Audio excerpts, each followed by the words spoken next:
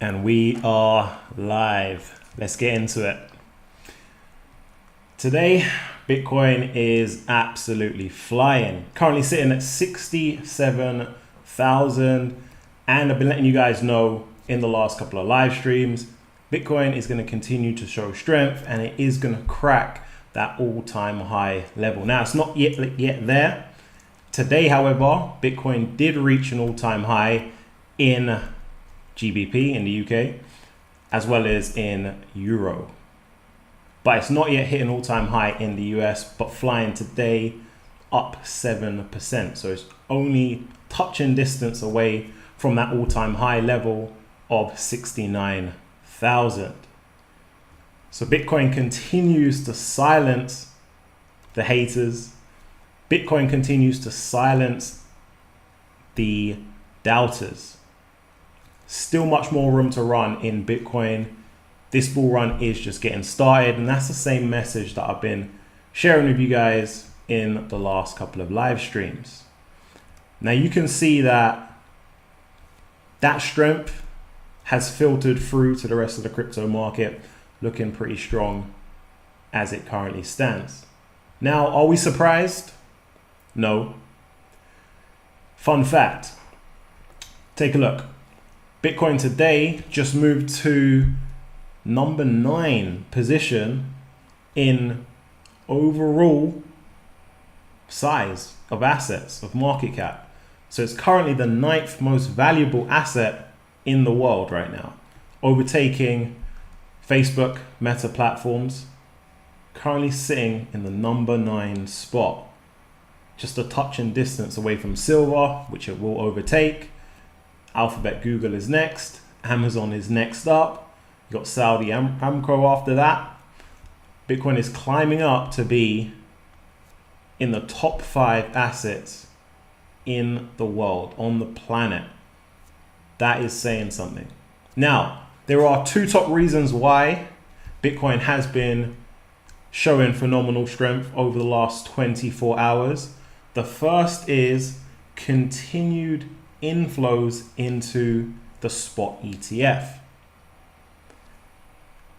You now know that Bitcoin is pretty much accessible to anyone in the world now. It wasn't always the case. Large institutions, as well as the older generation. So by that, I'm talking 50 plus. If you guys didn't know, the most common cohort for ownership for Bitcoin in the US is like between the 24 to the 34. Now we have a way for the older generation, those in their 50s, those in their 60s, those in their 70s, to access Bitcoin through the spot ETFs, right? Which is a way that is going to be way more familiar to them because they're just buying it on the stock exchange. Basically just like buying Bitcoin on the stock market. You can do that now as of this year. And that is what they're familiar with. Not only that, you've got regulation around that as well. And also they're being pitched by their wealth advisors. They're being pitched to by their brokers that they've been working with for 20, 30, 40 years in some cases. So all of that gives them comfort now to go ahead and access Bitcoin.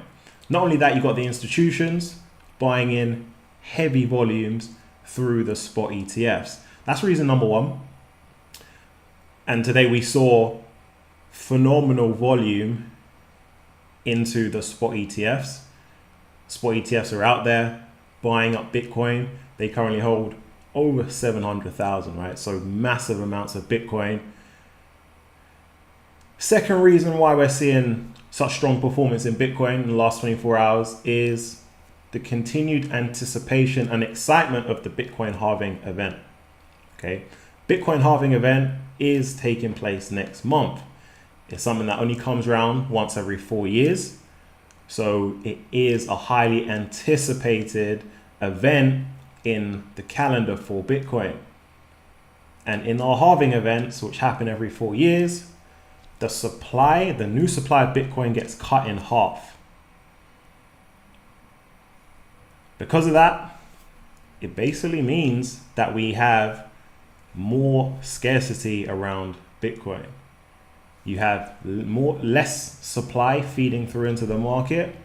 Bitcoin becomes more valuable. That event is taking place next month, and history has shown that Bitcoin skyrockets after that event.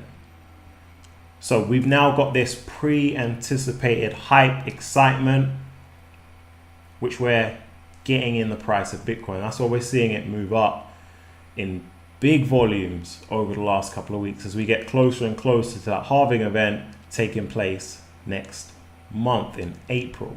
So those are the two major reasons why we're seeing Bitcoin show insane levels of strength, and we love to see it.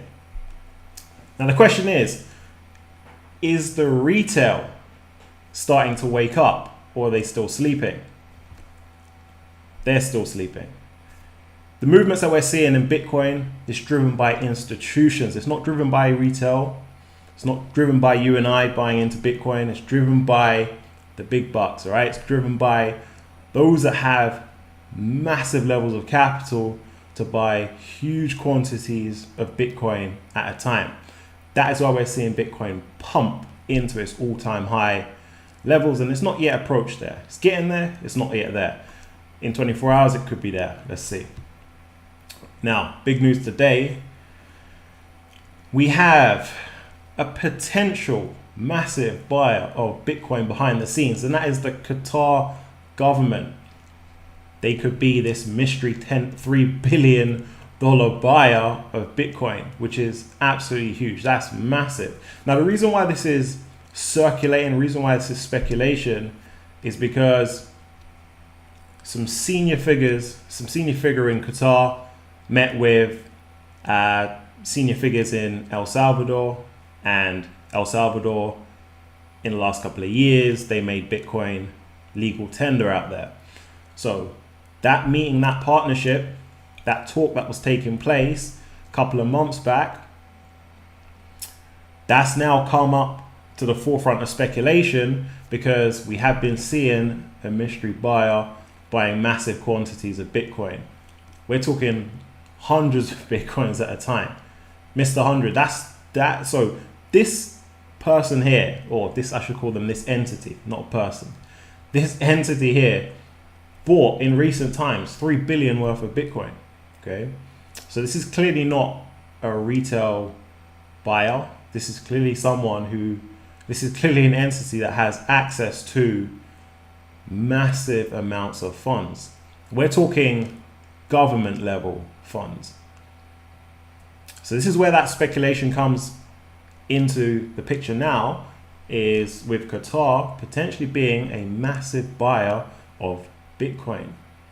Now, why is this super relevant? Why is this super exciting for those of us who buy into Bitcoin and understand the future potential of it? Well, number one, when governments are buying into Bitcoin, this is a massive deal because it improves the public perception of Bitcoin. Okay, improves that public perception of Bitcoin. People seeing, okay, highly regarded, well-established entities are buying into Bitcoin. They've put their seal of approval on Bitcoin. So what it does is it takes Bitcoin away from being this speculative asset that it once was, this volatile speculative asset, to something that is premium, something that is now a true store of value. And that is what we're seeing now. We're going through that transition of Bitcoin being something that is speculative to something that is being the new iteration of a store of value. The old being gold, the new being Bitcoin. We're seeing that transition take place. The second reason is supply side benefits. When governments are buying in, they're not just buying tiny amounts of Bitcoin. Sorry, they're not just buying and selling, right? They're not day trading Bitcoin. They're not in one day, out the next day. They're buying it to store it, regardless of what price does. Price goes up, they hold. Price goes down, they hold. So what they're doing is buying massive amounts, right? What a government do, buy massive amounts and just hold it. That means that you've restricted an element, a portion of supply of Bitcoin, and Bitcoin already has a limited supply. So what that's doing is it's making the rest of Bitcoin in circulation more valuable because it's more scarce. So when governments are buying in, that is massive news for Bitcoin, huge news for Bitcoin. As a matter of fact, if you didn't know, the largest government that owns Bitcoin in terms of value is the US government. The US government is the largest holder of Bitcoin with a $5 billion value. Then you've got like loads of others. You've got Ukraine, you've got Finland has a little bit, a couple others as well. Obviously El Salvador has a decent chunk of Bitcoin, but US government is actually the largest. There's obviously more details around that. It's because they seized it, but they're still holding it. They're not selling it. So what they're doing is they're actually collectively restricting supply. So if you have the Qatari government come in now, buy 3 billion worth of Bitcoin, they've taken that supply off the market because they're not selling it back to anyone. Other governments will see that, and then you're going to get that herd-like behavior, other governments following suit. And the reason why they're going to be storing it is because it is the next store of value. So this is a big move. This is obviously speculative. No one's confirmed Qatar is buying it, but 3 billion worth in a short period of time, that looks like some sort of government is in there and stacking up on Bitcoin. My expectation was Bitcoin would make an all-time high after the halving event. Scrap that. Looks like we're making an all-time high before that event. Okay. We just seen Bitcoin in the last 24 hours break through that key resistance level of that 64,000, and it broke through in style. Strong move through that resistance level. Okay. Set the precedent for what is to come. That resistance level should now turn into some degree of new support. So breaking through $64, no problem, in such a fashion leads us towards that all-time high level. Currently, as I'm talking, Bitcoin's almost 68,000, right? So literally just 1,000 away from its all-time high level. Saying that, looking ahead to the halving event in a month's time, we always get some degree of selling pressure after the halving event, sometimes just before as well. Given the run up that we've seen, we could get a bit of a selling pressure into the halving event. I'm talking like a week before, or we could get it just post that. Levels that I would expect it to come to, depending on what level we actually reach that halving event at, would be the $60,000 mark. We could still see liquidation happen at 60,000. So that is market moves into a halving event at, let's say, 70,000, or just a hair above 70,000, comes back into that $60,000 level, liquidates positions at 60,000 before shooting back up to 70,000 and then making price discovery on its way through 80,000. Halving events have always been big price movers, and this one should be no different. And remember, we always do see some period of consolidation, that is price just trading sideways post the halving event, okay, which can often be a liquidation situation, so taking short-term traders out of their positions before moving much higher. And the degree at which we move is big. So last time Bitcoin broke all-time highs, we saw it move 210% in 103 days. Now, that was 2021. We also had the backing of a lot of retail eyeballs on. We had high levels of liquidity. We had the lockdown situation, a lot of FOMOing in, a lot of factors helped accelerate that move once it broke that previous all-time high.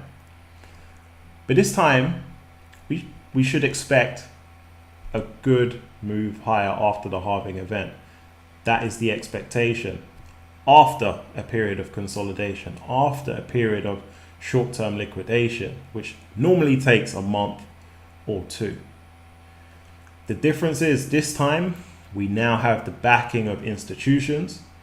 The difference is this time, we now have a different perception of Bitcoin going into this halving event. And the difference is this time, we still don't have the retail on board. The retail are still sleeping. It's the institutions that have been driving this run. Once we move above that $69,000 level into all-time high territory, that is when the retail will open their eyes and wake up and kind of see what's going on and help accelerate the price towards the $80,000 mark, we should easily be able to get to. Once you break that high, there is no resistance above that, easily. What you're going to start to notice now is your friends, your colleagues, your grandma is going to start talking to you about Bitcoin. Oh, have you seen Bitcoin? Oh, what's going on with Bitcoin? Should I buy into Bitcoin? It's headline news, and it's going to continue to be headline news. And that's where you're going to get now the retail coming in and helping create that extended bull run that is just starting. Okay, it's just starting. Remember, Bitcoin has been in negative territory, bear market territory for a number of years. It's now just reclaiming, getting back to that all-time high levels before it breaks through. So it's extremely exciting times for Bitcoin right now. A lot to come. Obviously, you can get short-term fluctuations.